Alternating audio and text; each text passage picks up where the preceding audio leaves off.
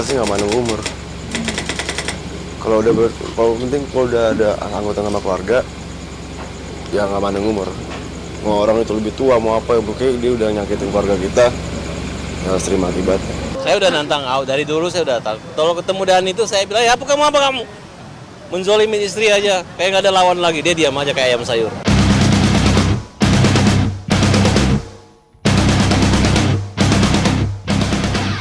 Ente jual, ane beli.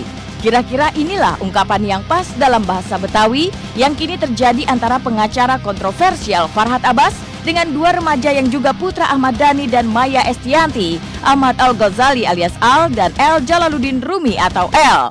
Berawal dari kicauan di akun Twitternya, Farhad yang notabene adalah seorang pengacara berkomentar miring mengenai sikap Ahmad Dhani. Sindiran ini pun disambut oleh Al dan El hingga tercetus sebuah ide dari dua jagoan Ahmad Dhani ini untuk menantang Farhad bertinju layaknya seorang pejantan tangguh. Farhad yang terpancing dengan emosinya, bukan tidak mungkin dirinya merasa dilecehkan dengan ocehan Al dan El yang masih berusia belasan tahun. Kabarnya Farhad geram dengan sindiran Al dan El yang menyebut dirinya tidak jantan.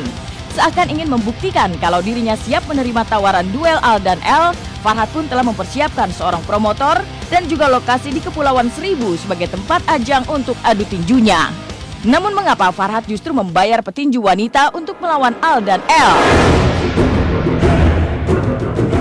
Bukankah ia ingin membuktikan pada dua remaja itu jika dirinya tak seperti yang disangkakan? Yang nonton tinjuan si El, jadi biar si El ntar kalau ribet sama aku ntar dia yang kasihan. Jadi aku biarin El aja Martin. Kalau anak kecil biasa ngomong tinju itu biasa, tapi kalau anaknya Dani ini sangat luar biasa. Jadi kalau dia ngejek saya banci, ya sangat luar biasa sekali dampaknya buat saya. Oleh karena itu, bukannya saya menanggapi, saya menyerahkan untuk menghadapi wanita itu dengan juru bicara saya. Kemudian sahabat saya ini adalah promotor tinju, sudah menyiapkan yang namanya petinju saya, namanya Silvi Super, orangnya di belakang. Gimana, coba tunjukin sedikit Silvi, tunjuk ke tinju wanita. Tuh, dia yang mikir, kita ngapain cowok lawan cewek? Kan kita, ini masalah dia, ngapain bawa urusan orang lain? Nah, ya ketahuan dia takut. Entah dendam apa yang menyelimuti suami penyanyi Nia Daniati hingga ia begitu termakan oleh sebuah bualan seorang remaja yang lebih pantas menjadi anaknya. Apakah ini sebuah lawakan atau Farhad kembali mendulang sensasi? Ironisnya niat Farhad Abbas ini mendapat dukungan dari sejumlah orang yang siap memenangkan ajang pergulatan sengit ini. Bak sayembara, sebuah hadiah berupa uang sebesar 50 juta rupiah telah disiapkan Farhad untuk melawan Dhani. Farhad siap menyerahkan uang itu kepada Dhani bila Dhani menang melawan dirinya. Lantas apa yang menjadi alasan mereka untuk masuk dalam persoalan ini? Juga kami tentunya memberikan satu persiapan hadiah nanti, ya 50 juta untuk Dhani apabila bisa memenangkan. Dan kami juga akan memberikan sumbangsi kepada 7 korban yang meninggal kemarin yang ditabrak oleh anaknya Dhani Dul di Jagorawi, sehingga kami acara ini kami persiapkan cukup matang. Kenapa saya menantang itu? Karena bentuk keprihatinan saya sebagai seorang wanita dan seorang ibu. Keprihatinan saya yang mendalam atas pembiaran Dhani terhadap anak-anaknya yang membiarkan anaknya dalam bahaya. Dengan melihat keseharian saya, exercise kayaknya Dhani bisa saya kaukan. Ronde ketiga? Satu? Ronde ketiga. Ya.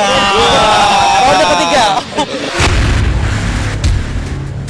Ini kan masalah laki-laki, kenapa harus cewek gitu? Soalnya kan kita kan semua laki-laki. Kalau kita lawan cewek kita juga malu. Sebagai musisi, Ahmad Dhani memang terkenal sebagai musisi yang memiliki karakter. Tak jarang pula gayanya terlihat arogan. Maklum saja karena dari tangan dinginnya sejumlah hits telah ditelurkan. Cibiran miring pun makin santer menghampirinya sejak Aki J terlibat dalam kecelakaan maut yang menewaskan 7 orang. Dan ketika dua jagoannya mendapat perlawanan dari Farhad, Dhani begitu dingin menghadapinya. Apakah dinginnya sikap Dhani itu lantaran ia telah dibuat pusing dengan persoalan Aki J yang dibayangi hukuman 6 tahun penjara?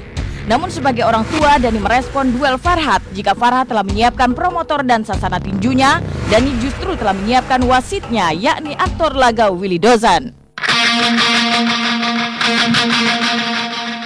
Kalau saya sih nggak mau nanggepin ya, karena kalau saya nanggepin nanti dipikir saya juga nggak ada kerjaan.